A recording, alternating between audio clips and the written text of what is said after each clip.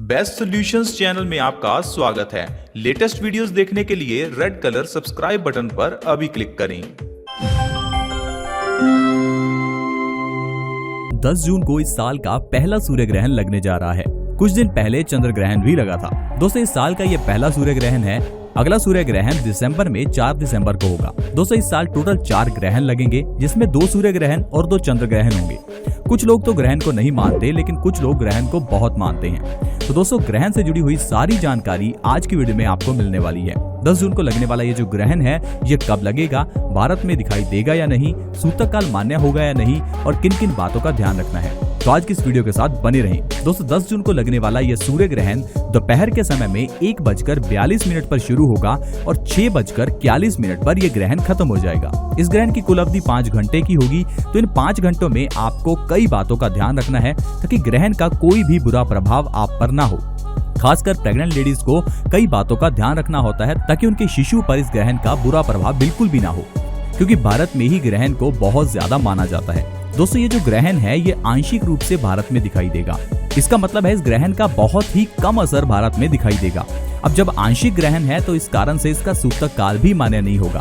अगर ये ग्रहण पूर्ण ग्रहण होता तो ग्रहण शुरू होने से 12 घंटे पहले सूतक काल भी मान्य होता, लेकिन इस समय ग्रहण में सूतक काल मान्य नहीं है। तो सिर्फ आपको ग्रहण के 5 घंटों में ही कुछ बातों का ध्यान रखना है। दोस्तों ग्रहण एक ऐसी खगोलीय घटना या कह लीजिए एक ऐसा एस्ट्रोनॉमिकल इवेंट है जिसका असर इस धरती पर रहने वाले हर जीव पर होता है। आपने बचपन में सुना होगा कि जब भी ग्रहण होता है तो उस समय समुद्र में बड़ी बड़ी लहरें उठती हैं। क्या आपने कभी यह सोचा कि सूर्य और चंद्रमा का असर हमारी पृथ्वी पर कैसे हो सकता है, कैसे इतने बड़े समुद्र को ये हिला सकते हैं? दरअसल दोस्तों हमारी पृथ्वी सूर्य चंद्रमा के साथ एक फोर्स से बंधी हुई है। इसी कारण से तो ये सूर्य के इर्द गिर्द चक्कर काट रही है। इसी कारण से तो चंद्रमा हमारी पृथ्वी के इर्द गिर्द चक्कर काट रहा है। यही कारण है कि जो 9 ग्रह हैं वो अपनी धुरी पर घूमते हैं। तो ये जो सारे ग्रह हैं, फिर चाहे वो सूर्य हो, शनि हो, शुक्र हो, कोई भी ग्रह हो दोस्तों, उसका असर धरती पर हमारे ऊपर होता ही है। अब आप माने या ना माने इसका असर है।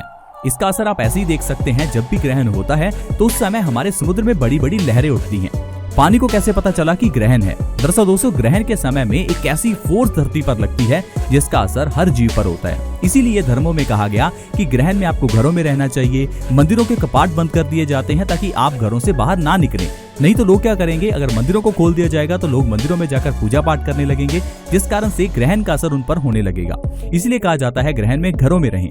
अब ग्रहण के समय में आपको घर के खाने में तुलसी का पत्ता डालना चाहिए। ये चीज भी जरूरी है दोस्तों, क्योंकि ग्रहण का जो असर है वो तुलसी पर नहीं होता।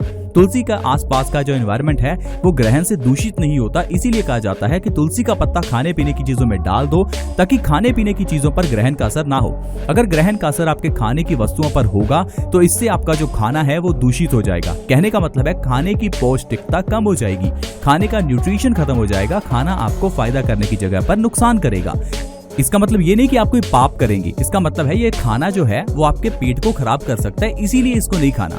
ग्रहण के समय में प्रेग्नेंट लेडीज को लेटना नहीं चाहिए, क्योंकि दोस्तों प्रेग्नेंट लेडीज अगर ग्रहण के समय में लेट जाती हैं तो इससे जो ग्रहण की नेगेटिविटी है उनकी बॉडी में ज्यादा प्रवेश करती है। इसीलिए उनको ग्रहण के समय में बैठे रहना है। प्रेग्नेंट लेडीज को ग्रहण के समय में किसी नुकीली चीज से काम नहीं करना होता। ऐसा क्यों कहा जाता है? क्योंकि दोस्तों जब भी बॉडी पर किसी भी तरह की चोट लगती है तो हमारी बॉडी पर बैक्टीरिया और वायरसेस का अटैक उस जगह पर ज्यादा होता है जहां पर चोट होती है। और जैसा मैंने आपको बताया ग्रहण के समय में नेगेटिव एनर्जी हमारे पूरी धरती पर होती है, तो इस कारण से अगर आपको चोट लगती है तो उस चोट पर सबसे ज्यादा असर उस ग्रहण का होता है। इसीलिए कहा जाता है प्रेग्नेंट लेडीज को ग्रहण के समय में किसी भी नुकीली चीज से काम नहीं करना चाहिए ताकि उनको कहीं चोट ना लग जाए। अब मान लीजिए प्रेग्नेंट लेडीज ग्रहण के समय में नुकीली चीज यानी चाकू से कोई काम करती हैं और उनको चाकू या छुरी लग जाती है तो उनका जो कट है वहां पर ग्रहण का असर ज्यादा होगा। तो इसीलिए धर्मों में ये कहकर डरा दिया गया कि अगर आप नुकीली चीज से कोई काम करते हैं तो आपके बच्चे के भी बॉडी पार्ट पर वहां पर निशान होगा। तो दोस्तों धर्मों में बातों को कुछ इस तरह से समझाया जाता है कि हम भगवान के डर से उन चीजों को माने। अब दोस्तों देखिए धर्म में एक चीज कही जाती है कि शनिवार के दिन पीपल के पास दिया जलाना चाहिए। दरअसल दोस्तों ये जो पीपल का पेड़ है ये सबसे ज्यादा ऑक्सीजन देता है। पीपल के पेड़ के इर्द गिर्द अगर आप 100 चक्कर लगाते हैं तो आपकी 100 बीमारियां दूर हो जाती हैं। क्योंकि दोस्तों पीपल में ऐसे गुण है कि ये हमारी बॉडी के अंदर के बैक्टीरिया वायरसेस को खत्म कर सकता है। इसीलिए इसकी पूजा करने के लिए कहा गया ताकि हम लोग इसे ना काटें। नहीं तो हम लोग तो कोई भी पेड़ हो उनको काटते ही रहते हैं। हमने पता नहीं कितने पेड़ काट दिया और एनवायरनमेंट को कितना दूषित कर दिया। क्योंकि दोस्तों धर्मों के साथ इन चीजों को जोड़ना जरूरी है, क्योंकि इंसान भगवान से ही डरता है। तो दोस्तों इसके अलावा आपको ग्रहण में कुछ और बातों का भी ध्यान रखना है, जैसे कि ग्रहण में बुजुर्गों को घर से बाहर नहीं निकलना, यहाँ तक कि बच्चों को भी घर से बाहर नहीं निकलना चाहिए। ग्रहण को आपको नंगी आंखों से नहीं देखना चाहिए, क्योंकि इसका असर आपकी आंखों की रोशनी पर पड़ता है। अगर आप ग्रहण के समय में नंगी आंखों से ग्रहण को देखते हैं तो आपकी आंखों की रोशनी कमजोर हो सकती है। इसके अलावा दोस्तों ग्रहण खत्म होने के बाद प्रेग्नेंट लेडीज को जरूर नहाना चाहिए, ताकि उनके ऊपर से ग्रहण का असर खत्म हो जाए।